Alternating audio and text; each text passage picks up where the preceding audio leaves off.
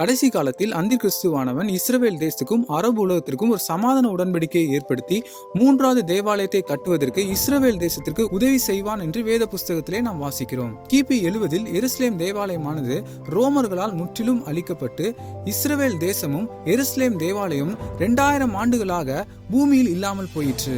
1948 ஆண்டு இஸ்ரவேல் மறுபடியும் ஒரு தேசமாக உருவான பின்பு டெம்பிள் இன்ஸ்டிடியூட் என்கிற நிறுவனம் 1987 ஆண்டு நிறுவப்பட்டது.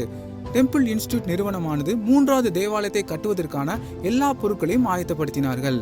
பிரதான ஆசாரின் உடைகள், பாத்திரங்கள், கற்கள், மெனோரா குத்துவிளக்கு, 500 லேவியர்கள், அபிஷேக எண்ணெய், சிகப்பு கெடாரிகள் இவைகள் அனைத்தும் ஆயத்த நிலையில் உள்ளன.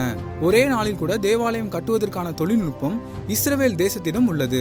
தற்போது ஆயத்த நிலையில் உள்ள 500 லேவியர்கள் எருசலேம் தேவாலயம் கட்டப்படும் போது செய்யப்படும் சடங்குகளின் ஒத்திகைகளை பார்த்து கொண்டிருக்கிறார்கள். சீக்கிரத்தில் மூன்றாவது தேவாலயத்தை நாங்கள் கட்டுவோம் என்று டெம்பிள் இன்ஸ்டிடியூட் நிறுவனமானது அறிக்கையிடுகிறது. மூன்றாவது தேவாலயத்தை கட்டுவதற்கு தேவையான டெம்பிள் மவுண்ட் இடத்திற்காக தான் தற்போது இஸ்ரவேல் தேசத்தில் யுத்தமானது நடைபெற்று கொண்டிருக்கிறது என்பதை பற்றி உங்களுக்கு தெரியுமா?